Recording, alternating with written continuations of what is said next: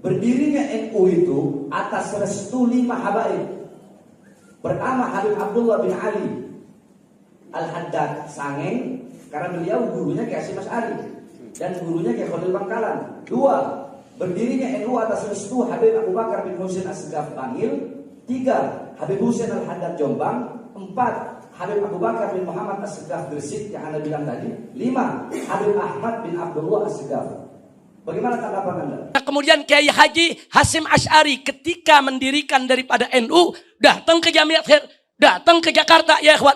Bahkan Munas yang ketiga atau keempat itu digelar di Petamburan, di rumah Habib Abu Bakar Al-Attas ya ikhwan, yang menjadi tuan rumah. Nah, jadi dulu ada Habib kita ini Al-Attas, dia yang bantu Muhammadiyah, dia yang bantu Jamiat Khair, dia yang bantu NU untuk didirikan, saudara. Kenapa? Karena memang zaman itu untuk mendirikan organisasi yang punya cabang, apalagi organisasi kaum habaib, kaum Arab, nggak bakal diizinkan oleh Belanda ya ikhwan. Nah, makanya Ahmad Dahlan permisi, Kiai Haji Ahmad Dahlan di Jamiat Khair mau bikin satu organisasi untuk menahan laju kristenisasi di Jawa Tengah. Diizinkan, didirikanlah Muhammadiyah di Yogyakarta ya ikhwan. Jadi dulu NU, Muhammadiyah, Syarikat Islam, Jamiat Khair menjadi satu kesatuan langkah perjuangan. Walaupun dalam persoalan fikih mereka ada sedikit perbedaan pendapat. Nah, ini yang perlu kita sampaikan. Jadi kita harus bangga, yaitu lakumul busra ya ahl bin Yahya, yaitu lakumul fakhr biwujudil Habib Utsman bin Yahya. Alhamdulillahi rabbil alamin.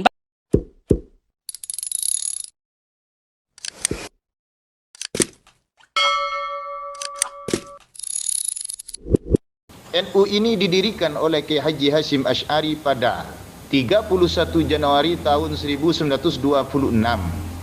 melalui rapat koordinasi dan seizin ulama se-Jawa Madura. Perlu diingat, di sini tidak ada sejarah yang menyebutkan atas izin seorang habib. Itu bohong.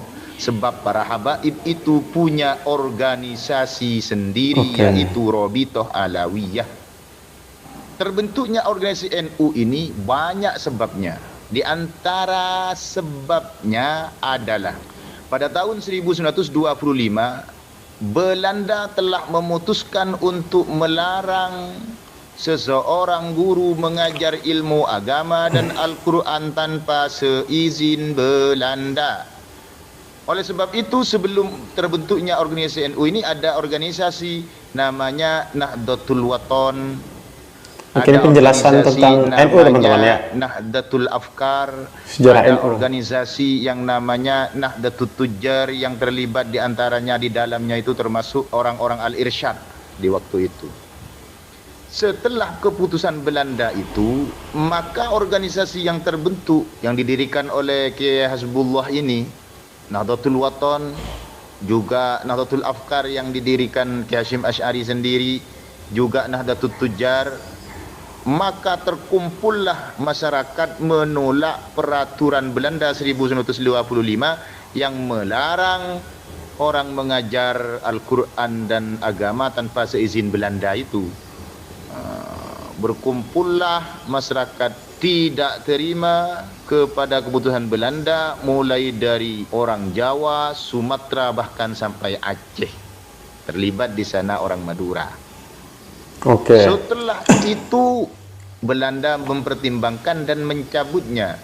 Organisasi ini agar tidak sampai gubar, maka Kiai Hasyim Asy'ari berinisiatif untuk membentuk sebuah organisasi dengan nama Nahdlatul Ulama, dari Nahdlatul Tujjar, dari Nahdlatul Afkar, Nahdlatul Wathon, dibentuk satu wadah Nahdlatul Ulama dengan izin Syekhona Khalil yang dibawa ceritanya oleh Kiai As'ad terus itu. Baru dibentuklah organisasi NU itu pada tahun 1926. Begitu. Terus karena NU ini eksis dan dianggap oleh Belanda bahaya karena selalu mengkritik keputusan Belanda, Maka pada tahun 1930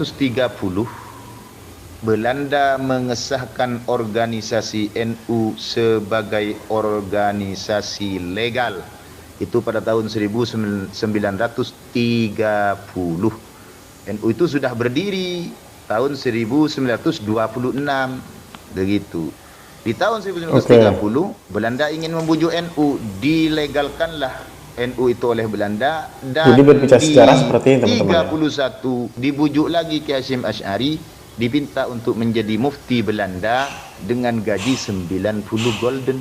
Kiai Hasyim Asy'ari menolak sehingga terus sampai terjadinya penahanan. Oke.